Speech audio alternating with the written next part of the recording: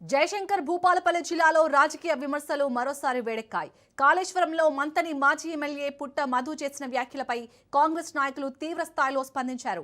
ఇటీవల పుట్ట మధు కాళేశ్వరాలయ పరిసరాల్లో పర్యటించి మంత్రి శ్రీధర్ బాబుపై విమర్శలు గుప్పించగా దీనికి నిరసనగా కాంగ్రెస్ శ్రేణులు ఆయన తిరిగిన ఆలయ రాజగోపురం ముందు పసుపు నీళ్లు చల్లి శుద్ధి కార్యక్రమం నిర్వహించారు. ఈ సందర్భంగా కరీంనగర్ సుడా చైర్మన్ నరేందర్ రెడ్డి మాట్లాడుతూ ఎలాంటి అవినీతి మరకలేని మంత్రి శ్రీధర్ బాబుపై పుట్ట మధు నిరాధార ఆరోపణలు చేయడం సరికాదన్నారు. గత బీఆర్ఎస్ ప్రభుత్వం 10 ఏళ్ల పాలనలో రాష్ట్రాన్ని అప్పుల ఊబిలోకి నెట్టిందని ఆరోపించారు.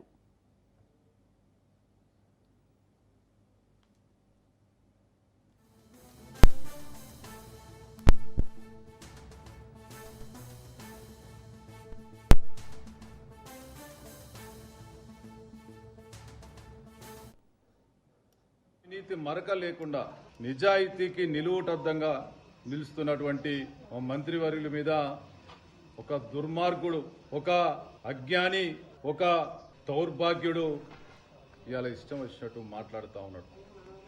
మిస్టర్ పుట్ట మధుకర్, నీకు తెలివి లేకపోతే, నీకు అజ్ఞానివైతే ఎక్కడన్నా అరువు తెచ్చుకొనన్నా ఒక మంచి మాట మాట్లాడే సోయి తెచ్చుకో.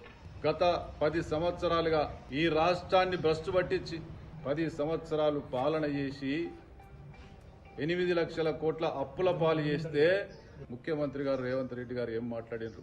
ఈ అప్పుల పాలు చేయడం వల్ల అప్పు పుట్టలేని పరిస్థితి ఉంది అని చెప్తే ఒక్క చిన్న బిట్టును ముంగట వెనుక కడియేసి ఈ రాష్ట్రంలో మరి పైసలు లేవు, ఏ విధంగా 198 కోట్లు తీసుకొస్తారని చెప్పి మాట్లాడుతా ఉన్నాం.